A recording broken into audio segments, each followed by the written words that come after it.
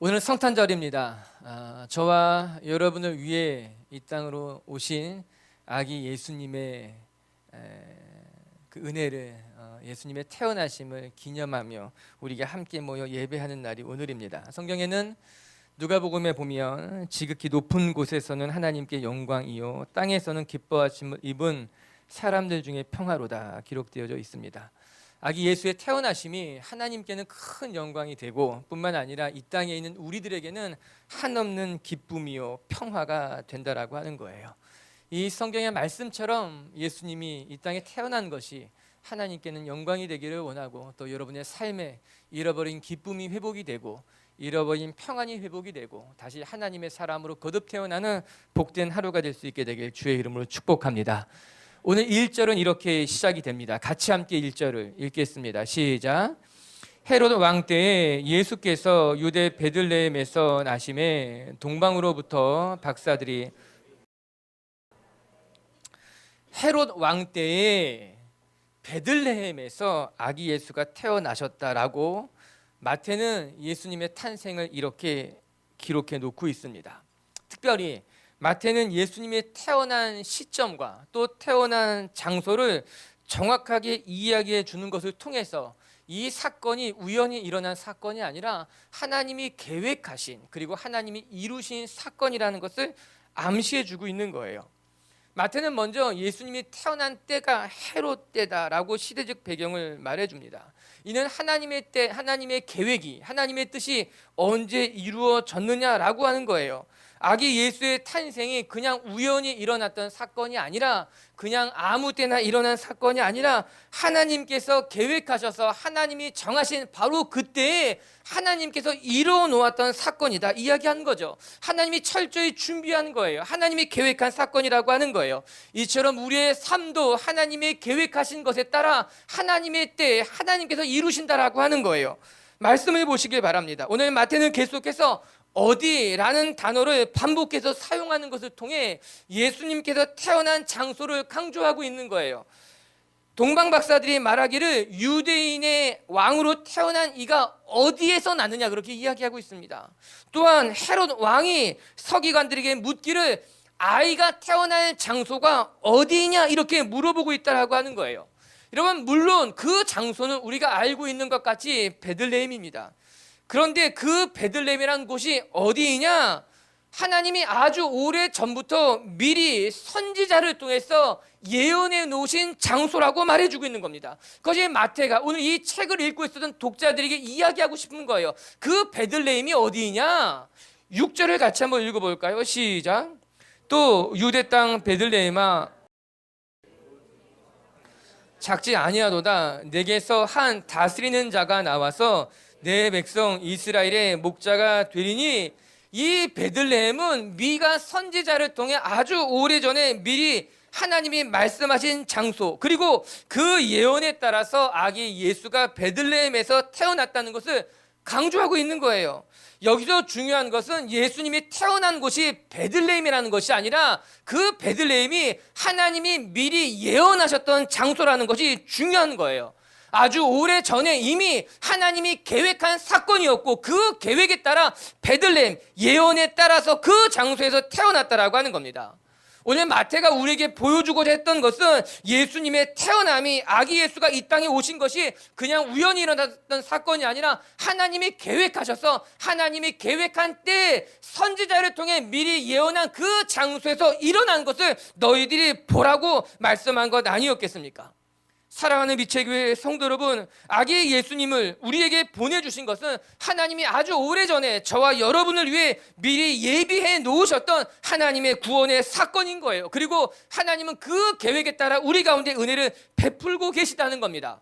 하나님이 계획하신 일은 틀림없이 이루어지게 되어 있어요. 하나님이 작정하신 것을 하나님이 이루시게 되어 있다는 겁니다. 이사야서는 다시 한번 이렇게 기록하고 있어요. 9장 6절 7절을 자막을 통해 읽어볼까요? 시작. 이는 한 아이가 우리에게 낳고 한 아들을 우리에게 주신 바 되었는데 그의 어깨에는 정사를 메었고 그의 이름은 기묘자라 모사라 전능하신 하나님이시라 영존하시는 아버지라 평강의 왕이라 할 것임이라. 그 정사와 평강의 더함이 무궁하며 또 다윗의 왕자와 그의 나라에 군림하여 그 나라를 굳게 세우고 지금 이후로 영원히 정의와 공의로 그것을 보존하실 것이라. 만군의 여호와의 열심히 이를 이루리라. 아멘. 그 아이가 우리에게 낳는데 그는 기묘자요 모사요 전능하신 하나님이요 영존하시는 아버지고 평강의 왕이라. 그런데 이 일을 하나님께서 하나님의 열심으로 이루신다고 기록해 놓고 있는 거예요. 즉 하나님이 이루신 일, 하나님의 열심으로 만들어 놓은 하나님의 사건이라고 하는 거예요. 사랑하는 성도 여러분, 하나님의 열심이 여러분의 삶에 거룩한 일들을 이루실 줄로 믿습니다. 때로는 우리는 연약할지 모르지만 하나님이 계획하신 일이라면, 하나님이 여러분에게 약속하신 일이라면 하나님은 그 열심으로 우리의 삶을 선하게 인도하실 거예요. 오늘 아기 예수의 태어나심이 하나님의 열심으로 이루신 하나님의 사건이라고 하는 거죠. 할렐루야. 우리의 삶에 하나님의 열심이 함께한다면 그 누가 우리의 삶을 막을 수 있겠습니까? 하나님이 구원하시기로, 하나님이 선을 베푸시기로, 하나님의 은혜를 베푸시기로 작정했다면 그 어느 것이, 그 무엇이 우리를 하나님의 사랑에서 끊을 수 있겠습니까? 오늘도 그 하나님만 바라보는 저와 여러분이 될 수 있게 되길 주님의 이름으로 축복합니다. 그러면 그 하나님의 열심, 아기 예수를 우리는 어떻게 바라봐야 될 것이냐? 오늘 성경은 그것을 우리에게 이야기해 줍니다. 우리 두 가지만 짧게 같이 묵상해 봅시다. 우리 1절과 2절을 이제 같이 한번 읽어봅니다. 시작. 헤롯 왕 때 예수께서 동방으로부터 박사들이 예루살렘에 이르러 말하되 유대인의 왕으로 나시니가 어디 계시냐? 우리가 동방에서 그의 별을 보고 그에게 경배하러 왔노라 하니, 아기 예수의 태어나심을 보고 동방에서 세 사람이 예루살렘까지 이르렀다고 이야기합니다. 첫 번째 우리가 기억해야 될 것은, 하나님께서 우리를 향한 계획을 갖고 있을 때 우리는 그 계획을 볼 줄 아는 눈과 그 계획을 분별할 줄 아는 지혜가 있어야 된다라고 하는 거예요. 아기 예수의 태어나심을 미리 알고 별을 따라 동방 박사들이 예루살렘까지 이르렀어요.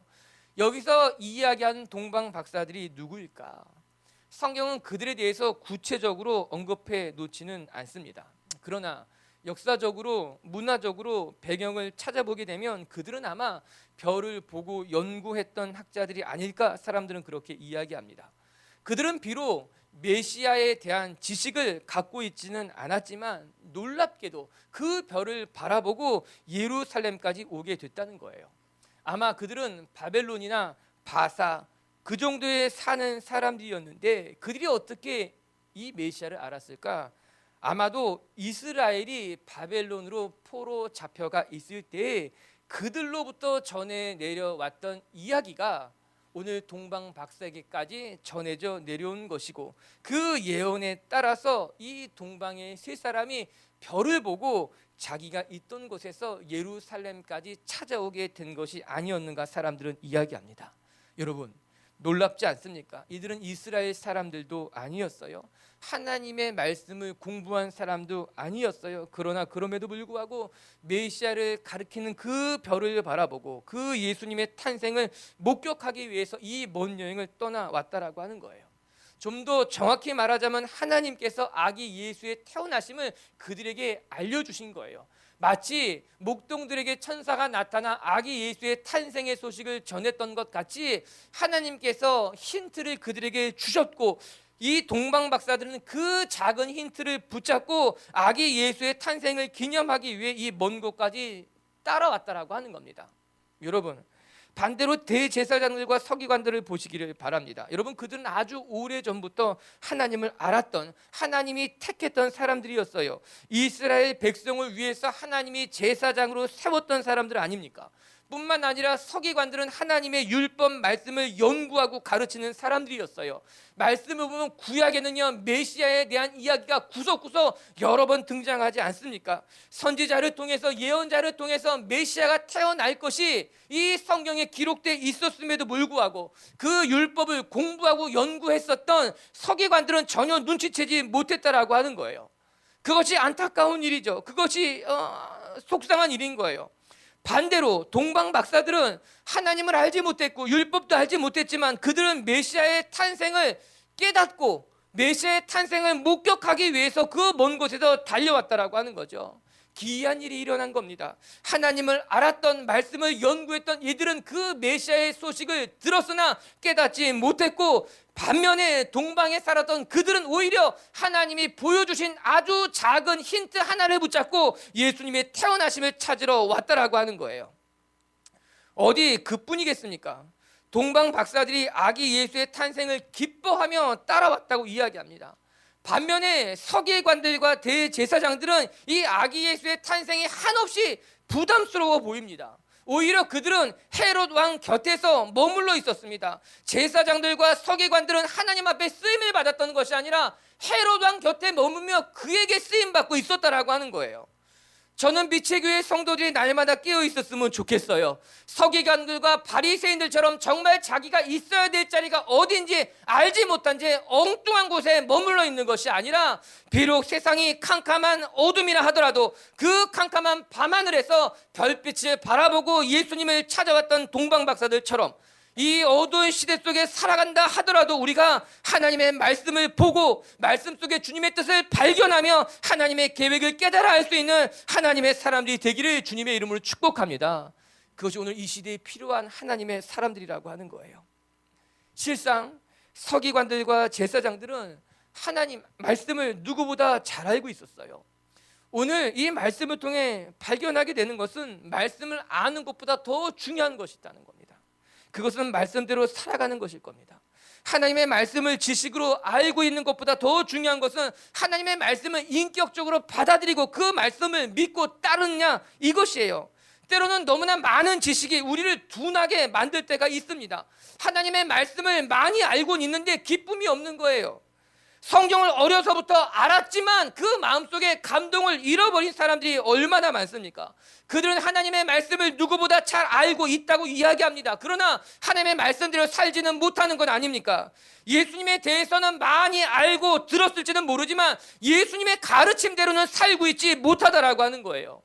동방의 이 세 사람은 하나님의 별을 보고 과감하게 자기의 자리를 떠나서 먼 여행을 시작한 건 아니겠습니까? 얼마나 먼 여행이 있겠습니까? 결코 쉬운 결정이 아니었을 거예요. 처음에 그 별을 발견하고 나서 주저했을지도 모릅니다. 이 먼 여행을 정말 떠나야만 되는가? 많은 사람들이 말렸을 수 있습니다. 그곳이 어딘지, 얼마나 먼 곳까지 가려고 내 주변을 살펴보라고 이야기했을 수 있습니다. 하지만 이 동방의 세 사람은 하나님이 보여준 그 별을 보고 그 별이 가리키는 그 아이를 만나기 위해서 결단했다는 거예요. 예루살렘까지 가기로 결정했다라고 하는 겁니다. 많이 알고도 행하지 않았던 대제사장들보다 적게 알고 있었지만 별을 바라보고 그 하나의 말씀을 붙들고 따라왔던 동방의 세 사람이 훨씬 더 아름다운 삶을 살아간 건 아니겠습니까? 12절의 말씀도 한번 같이 읽어볼까요? 12절 시작. 그들은 꿈에 헤롯에게서 돌아가지 말라 지시하심을 받고 다른 길로 고국에 돌아갔더라. 예수님을 만난 후에 하나님의 천사가 그들에게 나타나서 헤롯의 말을 듣지 말라고 이야기한 겁니다. 헤롯에게 가지 말라고 이야기한 건 아닙니까? 그리고 그들이 헤롯의 말을 듣지 않았다는 거예요. 헤롯 왕의 말을 듣지 아니하고 오히려 헤롯을 피해 고국으로 돌아갔다라고 하는 겁니다. 동방 박사들은요, 그곳을 다스렸던 헤롯 왕의 말을 듣지 아니하고 하나님의 말씀을 들었다는 거예요. 헤롯 왕이 오라고 이야기했지만 그곳으로 가지 아니하고 하나님의 말씀을 붙들기 시작했다라고 하는 거예요. 그들은 신실한 사람이었어요. 아니, 그들은 용기가 있는 사람들이었어요. 그들은 하나님의 말씀에 순종할 줄 아는 사람들이었다라고 하는 거예요. 말씀을 들었다면 그 말씀에 따라 용기를 냈고 그 말씀에 따라 순종했던 것을 말씀을 통해 확인한 건 아니에요. 사랑하는 빛의 교회 성도 여러분, 하나님의 말씀을 들을 줄 아는, 하나님의 말씀을 볼 줄 아는, 하나님의 말씀을 분별할 줄 아는 사람들이 되기를 바라고, 하나님의 말씀을 들었다면 그 말씀에 순종할 수 있는 저와 여러분이 된다면 우리의 삶을 통해서도 하나님의 뜻이 이루어질 줄로 믿습니다. 두 번째, 한 가지 더 말씀을 통해 확인해야 될 것은 하나님의 계획을 위해선 내가 가진 소중한 것을 내어드릴 줄 아는 하나님의 사람들이 되는 것도 중요하다라고 하는 거예요. 동방 박사들은 자기들이 소중히 여겼던 그 보배압을 열어서 예수님 앞에 경배하고 내어드리지요. 11절의 말씀을 같이 함께 읽어봅니다. 집에 들어가 아기와 그의 어머니 마리아가 함께 있는 것을 보고 아기께 경배하고 보배압을 열어 황금과 유향과 몰약을 예물로 드리니라. 동방박사 세 사람이 말구유에 누워있는 아기를 보고 경배하고 보배압을 열어서 황금과 유향과 몰약을 예물로 드렸다. 성경 그렇게 이야기합니다. 유황이 아니야, 유향이에요. 많은 사람들이 유황을 드렸다고 말하는데 그거는 드릴 만한 게 아니에요. 큰일 날 거예요.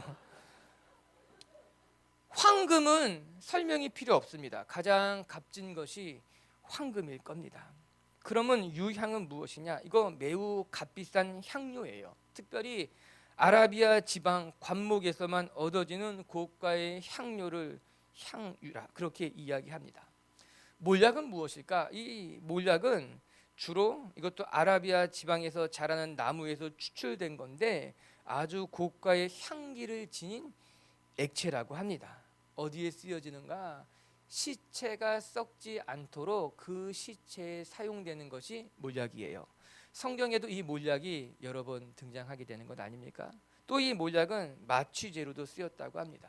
마가복음에 보면 예수님이 십자가를 지고 골고다의 언덕에 올라가게 되자 너무 고통스러워하는 모습을 보고 몰약을 섞은 포도주를 예수님에게 드렸다 그렇게 나오잖아요.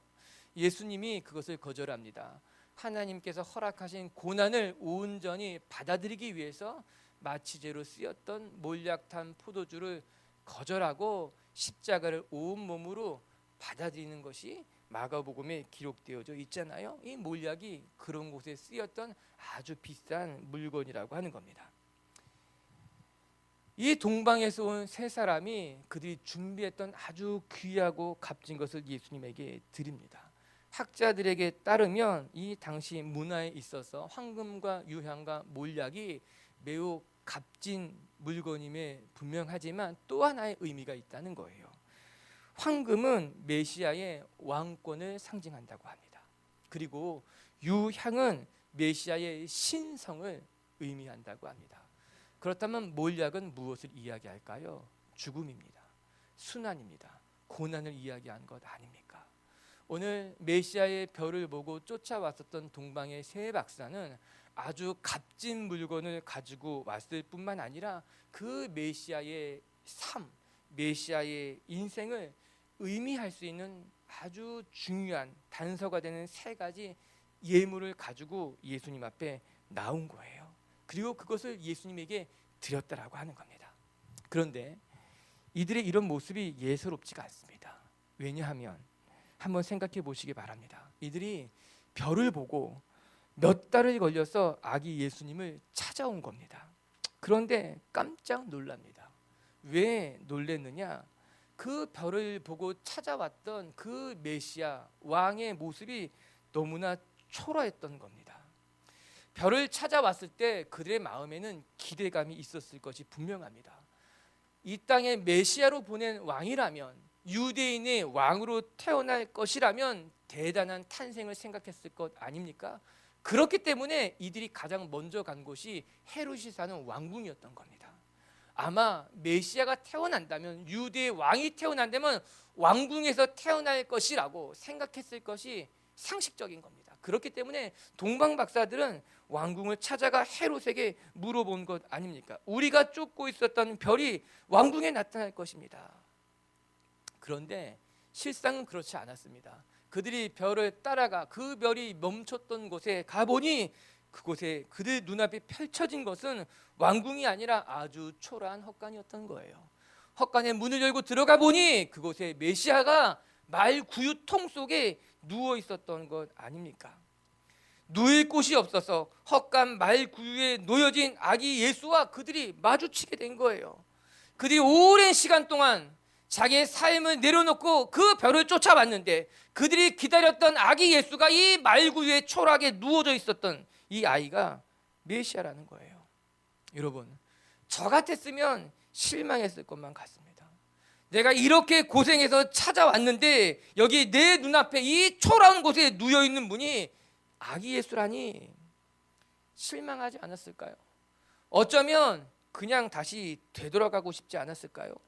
아니면 내가 별을 잘못 본 것은 아닌가, 내가 별을 잘못 보고 따라온 것은 아닌가라고 스스로 의심했을 수도 있을 것만 같습니다. 그러나 동방 박사들은 그러지 않았습니다. 그 초라한 아기 예수를 바라보고 자기들이 준비해 왔던 보배압을 열어서 그 값진 것을 아기 예수에게 드리고 경배했다는 거예요.